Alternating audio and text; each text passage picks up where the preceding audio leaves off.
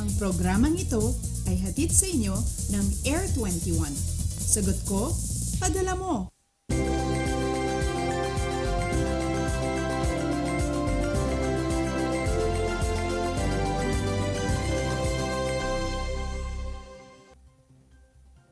Mayad nga temprano Luzon, maayong aga Visayas, maradyaw na buntag Mindanao. Magandang umaga sa mga mommies na abalang-abala sa paghahanda ng mga aalmusalin ng mga anak na papasok sa paaralan. At syempre pa good morning din sa mga itay, papa at daddies na naghahanda na rin patungo sa trabaho. Napakabilis nga ng panahon, parang kahapon lang nung magbalik sa paaralan yung inyong mga anak, kaya naman kasabay nga nitong mabilis na paglipas ng mga araw, halos napakabilis din naman ng pagbabago ng lagay ng panahon.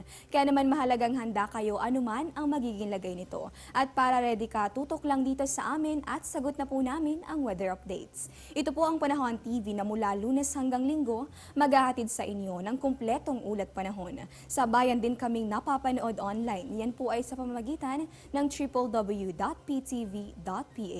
Ako po ang muli ninyong makakasama at maghahatid ng mga dapat ninyong malaman sa lagay ng panahon ngayong araw ng Miyerkules, August 3, 2016. Ako po, si Desiree Jonio. Eto, unahin na natin sa mga ginagawang basihan ng oras. Yung pagsikat ng araw, ang sunrise po natin along Metro Manila, yan po ay ganap na 5:40 ng umaga. Sunset naman natin, pagsapit po yan ng 6:24 ng hapon. At sa punto pong ito, para magbigay sa atin ng ulat panahon, makakasama natin ng live, wala pong iba kundi si Mr. Samuel Duran, isa sa mga weather forecasters ng Pag-asa. Magandang umaga po, Sir Sam. Ito po unang-unang katanungan, pinatatanong ng Panahon TV follower na si Jeffrey Olivan, may bagyo po ba tayong inaasahang papasok sa Philippine Area of Responsibility ngayong August?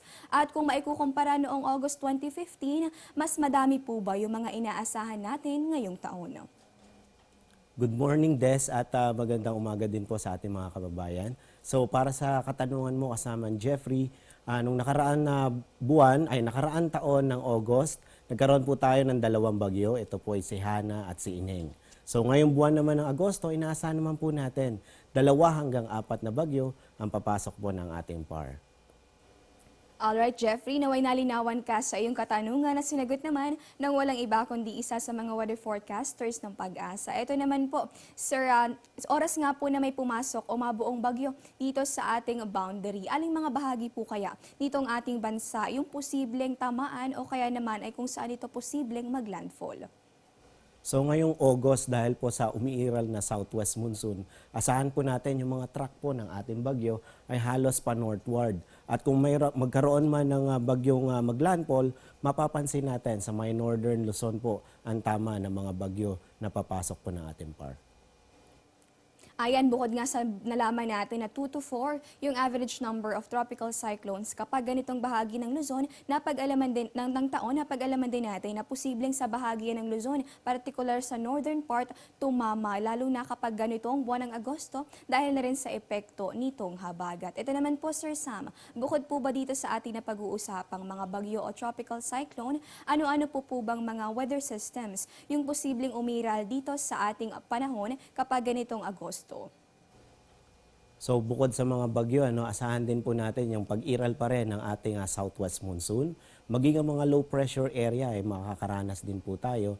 At syempre ang breeding ground ng ating LPA, yung ITCC, magkakaroon din po tayo ng mga tropical waves. At yung mga breaks natin, yan naman yung iiral yung ridge of high pressure area. So ayan, ulitin lamang natin, ilan pala sa mga weather systems posibleng magdala ng mga pag-ulan kapag ganitong bahagi ng taon. Pero nariyan pa rin naman yung mga tinatawag na breaks o yung siyang magdadala ng mga bahagyang maalinsangang panahon dito sa ating PAR kapag ganitong buwan ng Agosto. Ito naman po, Sir Sam, panghuling katanungan na lamang po. Ano po ba magiging lagay ng panahon sa mga susunod na oras? Ano po bang nilalaman ng inyong 5 a.m. weather forecast? So dahil sa umiiral pa rin na southwest monsoon o hanging habagat, asahan pa rin po natin yung mga pag-ulan ng mga mahina hanggang sa katamtamang pag-ulan. Halos nasa kanlurang bahagi po yan ng Luzon. Ito po yung Ilocos Region, Bataan, Zambales, maging Occidental Mindoro at Palawan. Sa Metro Manila naman at ang natitirang bahagi na po ng ating bansa ay makakaranas naman ng mga isolated rain showers or thunderstorms. At ayan, nalaman nga natin na ilang bahagi pa rin itong ating bansa yung makakaranas ng mga pag-ulang dala nitong habagat. Kaya naman, huwag kalilimutan magdala ng payong sa inyong pagpasok sa paaralan o kaya naman ay sa opisina. At nakasama po natin walang iba kundi si Mr. Samuel Duran, isa sa mga weather forecasters ng Pag-asa. Maraming salamat po sa inyong mga ibinahaging kaalaman sa amin. Simula pa lamang po yan, magbabalik pa ang Panahon TV matapos ang ilang paalala.